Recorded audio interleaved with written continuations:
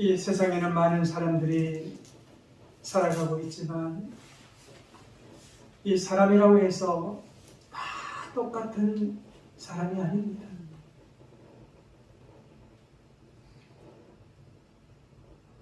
자세히 보면은 서양 사람, 동양 사람 다르고, 또 자세히 보면은 그 사람이 미국 사람인지 남미 사람인지 베트남 사람인지 몽골 사람인지 그 대충 압니다. 사람이라고 해서 다 같지 않아요. 여러분 영적으로도 마찬가지입니다. 똑같은 사람이지만 그 안에 예수의 생명이 있느냐 없느냐에 따라서 세상 사람, 하나님의 사람으로 나누어집니다.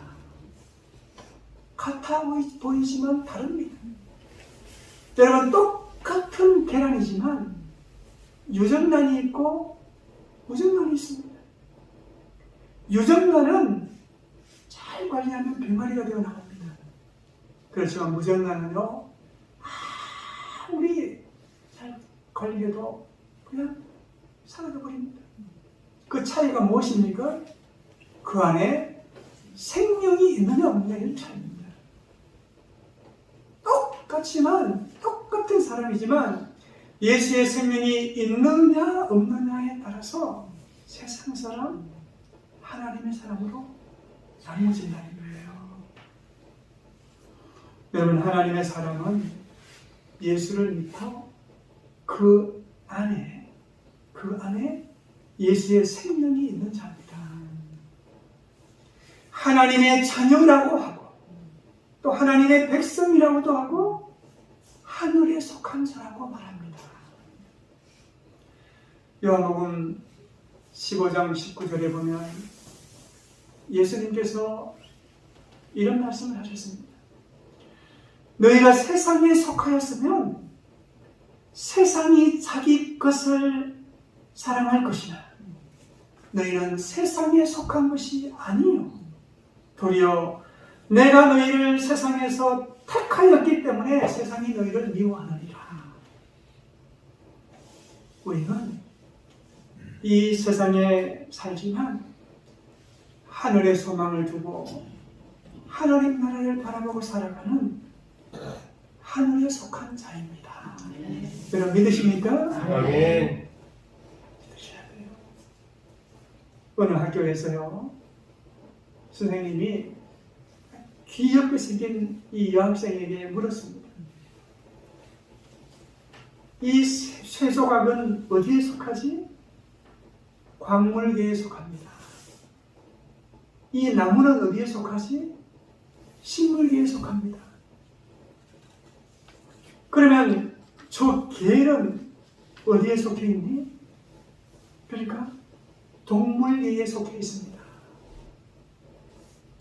하도 똑똑하니까 이 선생님이 그러면 선생님 나는 어디에 속해 있니? 이 물으니까 애가요 갑자기 대답을 못하는 거예요. 왜 그럴까요? 왜 그럴까요? 뭐라고 대답해야 돼요? 동물계에 속해 있다고, 사람은 동물계에 속해 있다고 이렇게 대답을 해야 되는데 조금 전에 개를 동물에 분류했으니 선생님을 동물 취급할 수 없잖아요. 그러니까 얘가 한참 동안 고민을 하다가 선생님은요 하늘에 속하신 분이죠. 그렇게 이야기를 하더랍니다. 여러분, 우리 그리스도인은 세상에 속한 자가 아닙니다. 하늘의 계에 속한 자입니다. 그래서 저와 여러분이 지금 이 자리에 있는 것 아닙니까? 네. 그러니까 여러분, 금년 한 해 여러분이 예수 그리스도 그 복음으로 하나님의 자녀, 하늘에 속한 자라는 이런 정체성을 분명히 하면서 살아가는 그런 한 해가 되시기를 바랍니다. 여러분, 우리가 예수를 믿는 순간, 우리 예수를 믿는 자는 예수님이 내 안에 들어와 계시기 때문에 예수를 믿는 순간 주 아니라고 하는 영적인 주소가 부여됩니다. 그리스도 아니라고 하는 영적인 주소가 부여됩니다. 비록 이 땅에 살면서 통영시 욕지년이라고 하는 이 육적인 주소를 가지고 살아가지만 영적으로는 예수 안, 그리스도 아니라고 하는 하늘 나라의 주소를 두고 살아간다는 것입니다. 여러분 이걸 생각하면요 얼마나 감사한지 몰라요. 잠깐 있다가 없어지는 이 세상이 내 나라가 아니라 이 땅을 떠나서도 영원히 이어지는 그 하나님의 나라에 내가 백성이 되어서 그 나라의 백성으로 살아간다는 것 여러분 생각해 보세요. 얼마나 감사합니다. 세상 사람들하고 다르다니까요. 똑같이 사람이지만 다르다는 거예요. 그러니까 여러분 세상 살아가면서 이 세상 사람들이 자꾸 시기를 걸어도요 그걸 대꾸하지 말아요. 다르다는 거예요. 네. 소속이 다른데 그게 대꾸하고 나무란들 무슨 소용이 있겠습니까? 그냥 불쌍히 여기며 살아가시라는 거예요. 하늘에 속한 사람이라는 이런 자부심을 가지고 살아가시기를 바랍니다. 여러분 그러면 우리들이 어떻게 해서 이 하나님의 자녀가 되고 하늘에 속한 자가 되었을까요? 처음부터 태어날 때부터 하늘에 속한 하나님의 자녀가 된 것이 아닙니다.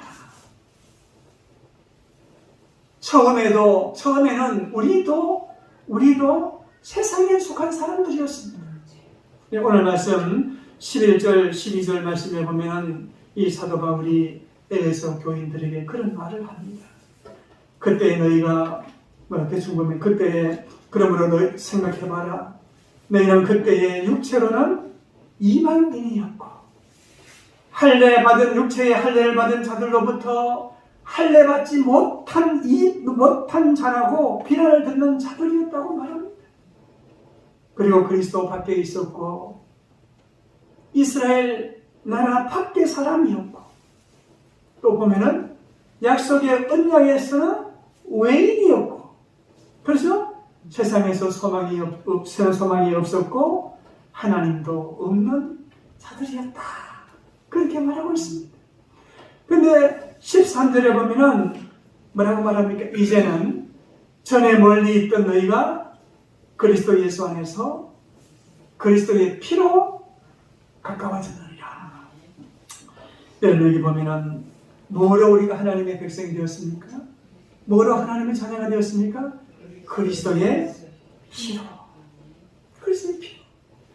하늘에 속한 사람 예수님께서 우리 인간 이 세상 속에 오셔서 우리의 죄를 해속하시기 위해서 십자가를 지셨습니다.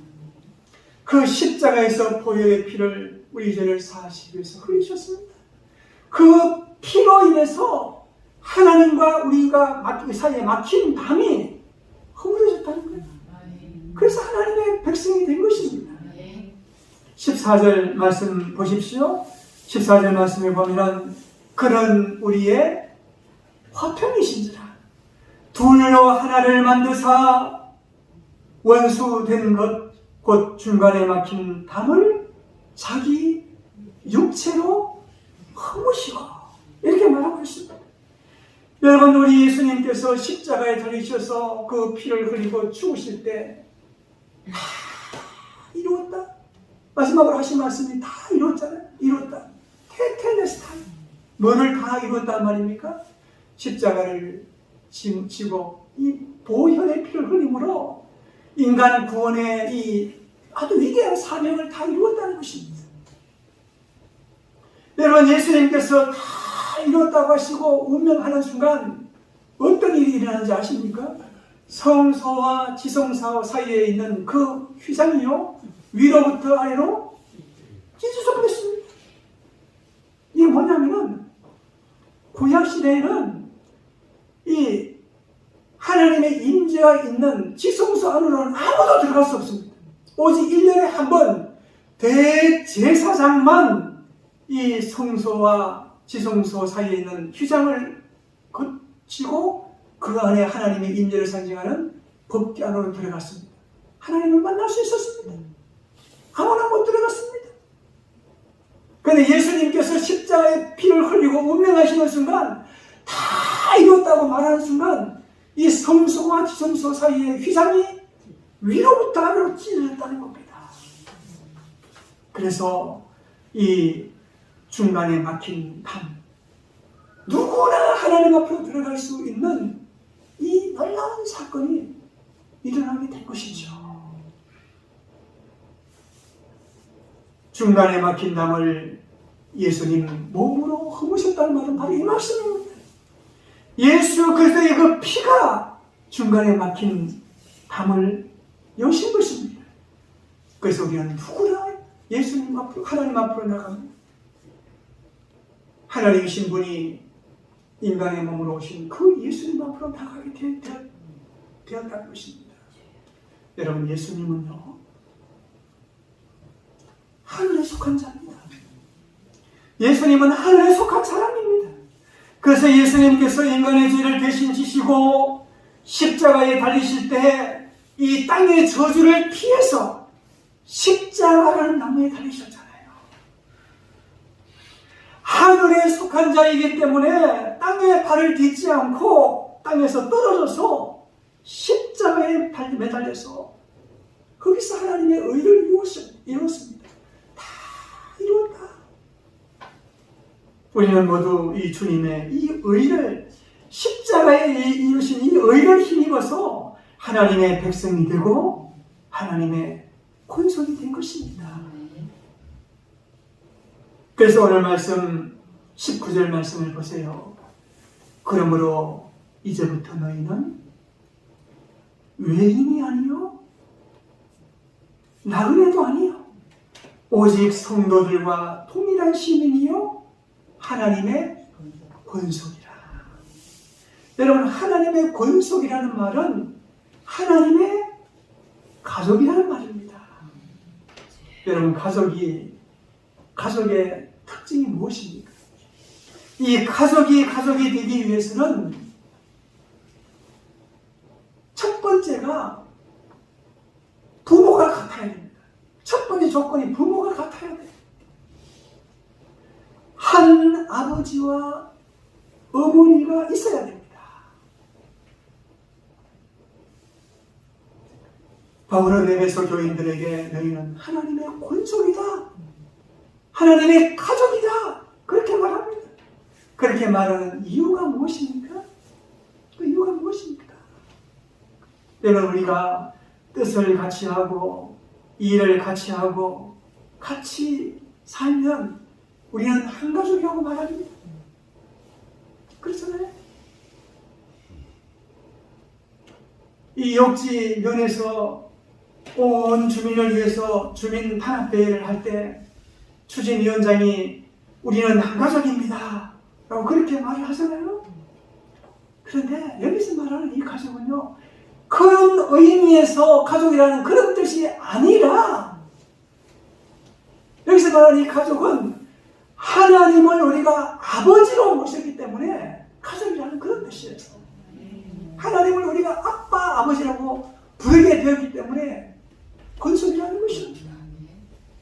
로마서 8장 15절 말씀에 보면은 너희는 다시 무서워하는 종의 영을 받지 아니하고 양자의 영을 받았으므로 우리가 하나님을 아빠, 아버지라고 부르느니라, 이렇게 말씀하고 있습니다.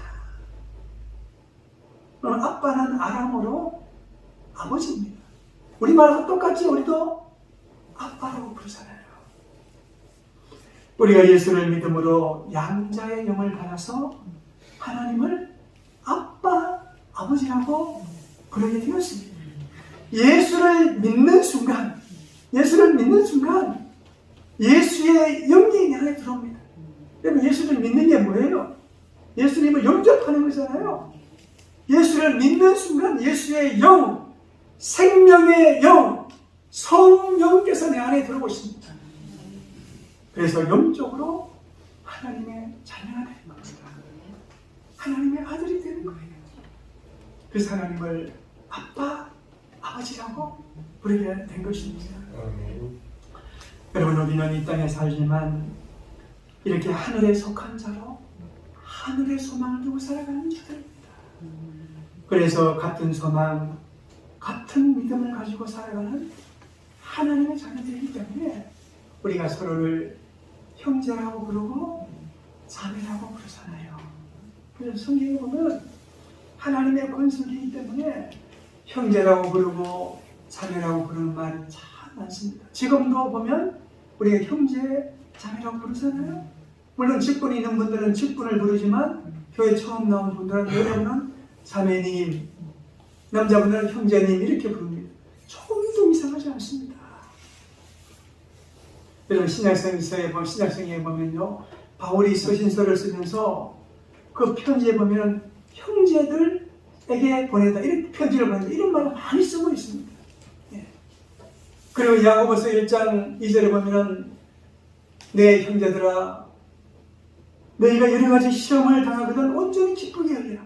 내 형제들아, 이런 말을 하는 것을 보게 됩니다. 로마서 12장 1절에 보면 그러므로 형제들아, 너는 이 세대를 본받지 말고 오직 하나님을 본받으라고 그런 말씀 하잖아요. 형제라고 한다는, 그리고 또 자매라는 말도 합니다.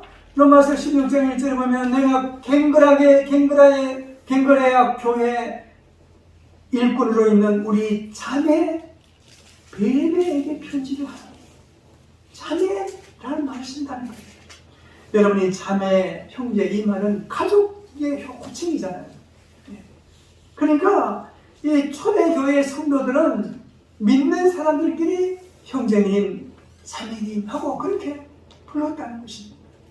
여러분, 그런 일 한번 생각해 보면요, 이것은 이 당시에 이 유대 사회에서는 엄청난 문화적인 충격입니다. 왜냐하면 이 당시에 교회 안에는요, 노예도 있었고 노예 주인도 있었습니다. 노예 제도가 있는 그 시대였기 때문에 교회 안에 노예가 예수 믿고 노예도 들어와 있고 노예 주인도 와서 예배 드립니다. 근데 노예 주인과 노예가 형제님, 자매님 이렇게 말한다는 건요, 이거는 상상도 할 수 없는 일입니다. 어떻게 이런 일이 일어날 수 있을 것입니까? 성찬식 할 때도 마찬가지입니다. 지금은 교회가 커져가지고 성찬식을 아주 간소하게 하지만 이 당시에는 애찬식이라 해가지고 음식을 나눠 가지고 와서 서로 나누었습니다. 이 주인과 노예가 서로 나눠 먹는다는 거예요. 여러분, 이 당시에 노예는요, 짐승 취급을 했습니다. 물건 취급을 했습니다. 돈으로 얼마 주고 사고 팔고 하는 그런 존재였습니다. 그런데 이 성찬식을 베풀면서 노예와 주인이 함께 잔을 나누고 떡을 나눈다는 것, 이것은 그야말로 짐승과 사람이 함께 잔을 나누는 것과 마찬가지였다는 거예요. 그 놀라운 일이잖아요. 어떻게 이런 일이 일어날 수 있습니까? 초대교회는 이렇게 복음을 통해서 하나님의 자녀가 되고 하나님의 이 백성이 되어서 서로 주인이, 그가 주인이든 노예이든 세상의 신분과 관계없이 서로를 형제라고 부르고 또 자매라고 부르는 그런 아름다운 공동체였다는 것입니다. 여러분, 이것은 2000년이 지난 지금도 마찬가지입니다. 이 교회 안에는 가난한 사람도 부한 사람도 그리고 색깔이 까만 사람도 하얀 사람도 누구든지 다 들어오면 우리 그리스도 안에서 형제고 자매라는 것입니다. 왜 그렇습니까? 신분이 바뀌었기 때문에 그렇습니다. 우리의 육적인 주소는 이 땅이고 대한민국이지만 영적인 주소가 그리스도 아니고 하늘나라로 바뀌어졌기 때문입니다. 여러분, 우리가 복음으로 인해서 그리스도로 인해서 한 자매, 한 형제, 하나님의 자녀가 되었다면 우리는 서로서로 한 가족으로서 서로서로 사랑하고 섬기고 나누며 살아가야 됩니다. 그런 공동체를 우리 하나님이 원하신다는 것입니다. 물론 교회 안에 직분이 있으면 직분을 불러드립니다. 집사님, 권사님 부르지만, 그리고 새로 교회 들어온 분들은 우리 전체 다 성도고 우리 형제 자매라는 것을 아시고 서로서로 사랑하고 나누고 섬기며 살아서 우리 교회를 새롭게 변화시키고 이 우리 사는 이 유동 지역을, 이 욕진을, 이 나라를 또 이롭게 만드는 그런 우리 유동 교회 공동체가 될 수 있기를 바랍니다. 기도하겠습니다. 하나님 아버지, 저희들을 특별히 불러주셔서 하나님의 자녀로 세워주신 것 참 감사드립니다.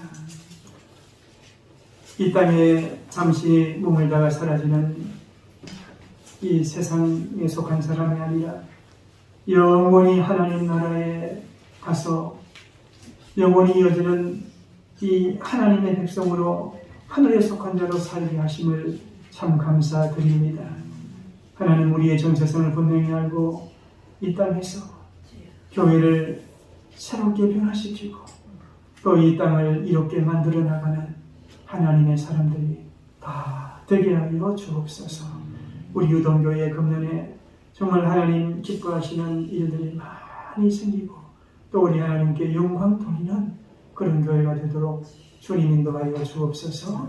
예수님 이름으로 기도하옵나이다. 아멘.